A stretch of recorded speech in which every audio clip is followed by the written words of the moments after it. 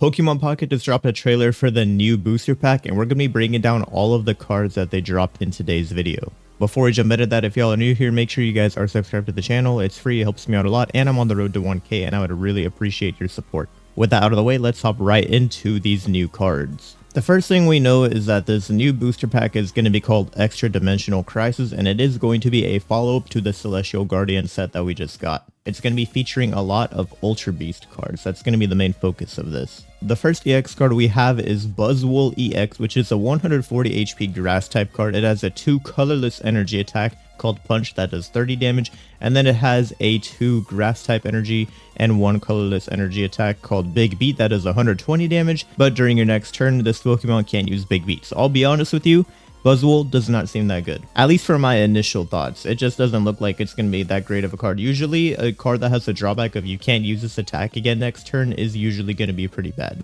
We also have a basic Nihilego, which is going to be a 70 HP dark type, and it has an ability called More Poison, which means when your active Pokemon is poisoned, it takes plus 10 damage from being poisoned. So basically, every turn you're taking for 20 damage instead of 10. And the most important part about this is that it doesn't have to be in the active spot. It looks like you can have this on the bench for support. So you can still run this with like a Venoshock deck, or you can maybe even run it with like a Salazzle, for example. If you want to hit them with poison and burn, but you have this card on the bench, you could be doing 40 damage to them per turn with status effects, which is kind of toxic.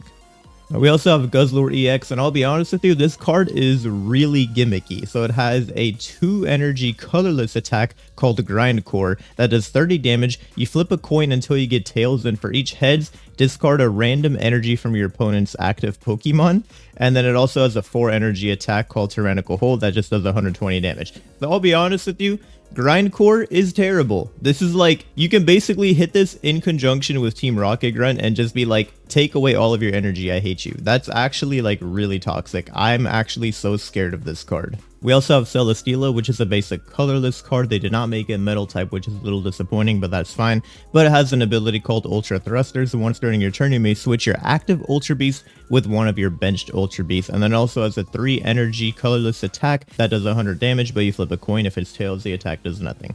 We have 3 more cards here. First, we have Pheromosa, which is 70 HP, and it has a 1 energy attack called Jump Blues that does 20 damage, but it also does 20 damage to one of your opponent's bench Pokemon. So honestly, pretty solid for a basic card. We also have Kartana, which is going to be 60 HP, and it just has a 1 energy 40 damage attack called Thrash Metal. And then we also have a Xurkitree, which is going to be 100 HP, and it has a 1 lightning energy, 2 colorless energy attack called Electronics, which does 60 damage, but your opponent's active Pokemon is now confused. So that's interesting. I didn't think we were going to get confusion on an electric type, but we are. Up next, we have the Stage 1 Naganadel. This should be the only Stage 1 Ultra Beast, but it's going to have 100 HP, and it has a 1 energy dark type attack called Electro House that does 40 damage, but your opponent's active Pokemon is also now poisoned. So I can already see this is going to be really strong if you compare it with the Nihilego. Stakataka is going to be a Steel type Ultra Beast with a 1 Steel type 1 colorless attack called Brass Rock, which does 40 damage, but during your opponent's next turn, this Pokemon takes minus 20 from attack. So it's going to be a solid tank, but not the best one that we have.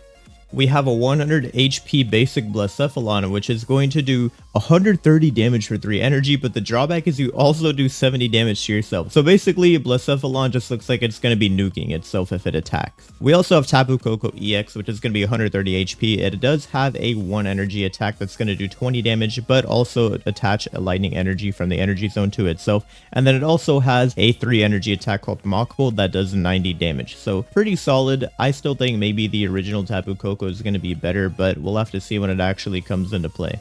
We have a basic type Null, which is going to be 80 HP, and it has a 1 energy attack called Quick Blow. Flip a coin, if heads his attack does 20 more damage. I'll be honest with you, not really good. I am not happy about the type Null, but again, this is also a basic card. This next supporter card is where things get really interesting. So Lusamine is going to be a new supporter card. You can only use it if your opponent has gotten at least 1 point, but you can choose one of your Ultra Beasts and attach 2 random energy from your discard pile to that Pokemon. So this works for literally any Ultra Beast, and that's going to be really scary because there's going to be a lot of freaky ways that you could combo with this card, but Lusamine is definitely going to be very strong. I'm scared to see how this is going to play out. We have a couple more non-EX cards here. First, we have a new Alolan Diglett. You're going to have a 1 steel type energy attack that does 40 damage, but you flip a coin. If tails, the attack does nothing. And then we have Zeraora, which is 90 HP, and it's going to have a 2 energy attack called Lightning Claw that's just going to do 50 damage, but it has an ability called Thunderclap Flash. At the end of your first turn, take a lightning energy from your energy zone and attach it to this Pokemon. So literally only works on your first turn. And then we also have a new Shiinotic that's going to be Psychic type. It has an ability called Illuminate. Once during your turn, you may put a random Pokemon from your deck into your hand. And then it also has a 2 colorless attack called Gentle Slap that does 40 damage. We also have a new Rowlet Variant. It's going to be a 1 energy attack. You flip 3 coins and it does 10 damage for each head. So not bad, but I still think the one that can hit on the bench is going to be a little bit better. That's going to be all for the cards that were shown in the trailer, but now we also have a leak for the first event that's going to be happening. So we can see 2 cards here. First, we have a basic Poipole that's going to be 60 HP, and it has a 1 energy attack. 2-step, it's going to flip 2 coins, 20 damage for each head. It's nothing too crazy, but this is going to be what evolves into the Naganadel later down the line.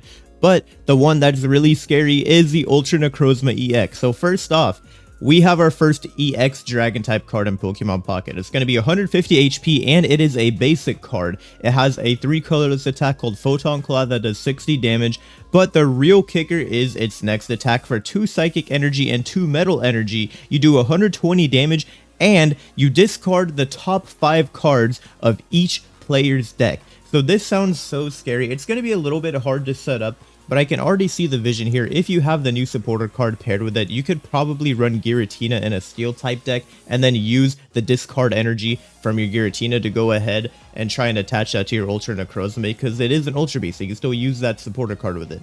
And I just think if you can actually get the attack off, it's going to be really scary, and it's also going to be really silly if you're trying to force your opponents to not use evolution cards. That's going to be all of the cards that we got revealed today. A lot of them are exciting, and I think there's going to be a really scary Ultra Beast meta coming up, and honestly, I'm excited for it. I'm ready to try a lot of these cards. Let me know down in the comments which Ultra Beast card is your favorite and which one you want to see a deck with first, because I'm telling you guys, as soon as I open up these packs, like day 1, I'm going to open the packs. Day 2, I'm already starting to make some decks for ranked. So let me know down in the comments which decks you want me to try first, and I will give them a shot.